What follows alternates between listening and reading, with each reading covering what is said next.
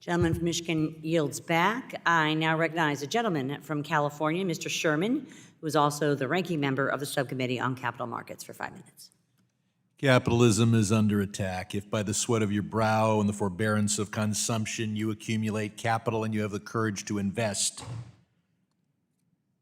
these proposals would deprive you of the information that is material to millions and millions of investors. And if you do become a shareholder, the proposals here would prevent the shareholders from affecting the behavior of the company they own. The purpose here is to blind the investors when they make the investment decision and hog-tie them when they try to affect the company's behavior.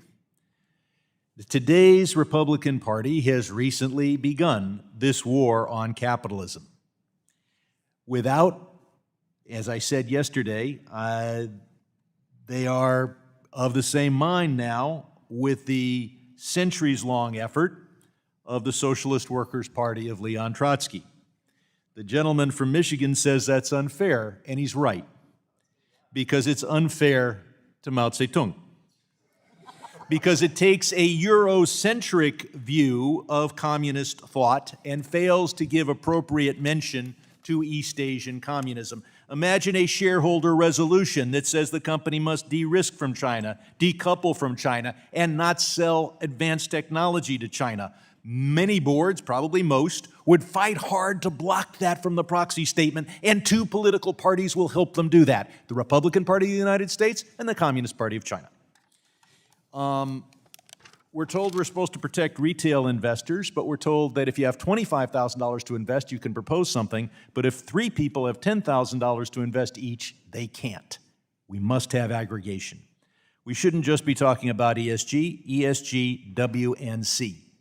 The last hearing that I chaired of this subcommittee focused on workforce as part of ESG, and as I've just mentioned, we need resolutions about how companies deal with China, and we need disclosures of the big China risk that so many companies take.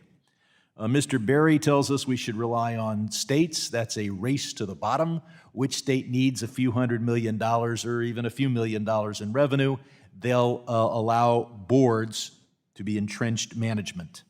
I do agree with Mr. Berry that we should allow all flowers to bloom, both red flowers and blue flowers. A lot of people on my side of this issue are not CPAs. I guess I'm the only CPA on our side, and underestimate just how hard it's going to be to really have meaningful ESG disclosures, to ascertain, quantify, tabulate, define, make comparable, and audit numerical information is very difficult to devise that system. We're told that investors who care about ESG are the fringe, and as Ms. Minow points out, they're the winners. Ms.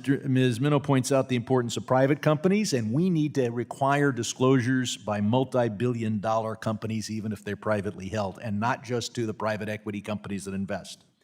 Mr. White puts forward the idea that if you want to be a John Denver investor rather than an Ebony Scrooge investor, you're morally wrong somehow, or you're incompetent. You should be blinded and hogtied, and frankly, I don't agree with that. We're told that we've got to prevent inaccurate speech. Everybody who wants to kill the First Amendment says that they're not going after good speech, they're only going after bad speech. The answer from bad to bad speech is good speech, and we shouldn't be censoring political talk, and we shouldn't be censoring what advisors have to say. Ms. Minow, we're told somehow that there's a big cost involved in these things. I remember when creating the proxy statement was very difficult because you had to set the type. We didn't have computers back then. I was at the financial printing office. But I would assume that printing something is now easy. Tabulating is easy. Isn't most of the cost here the cost of trying to prevent by fighting this with lawyers and prevent the vote from ever being proposed? Yes, that is true. As I said, the costs that they send out are very inflated. Shareholders are limited to 500 words. They can have as many words as they want to respond. They have in-house counsel to respond.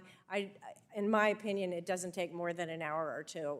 So they attack it being fringe, and they say it's expensive, and the expense is the money they get to prevent these fringe proposals from winning.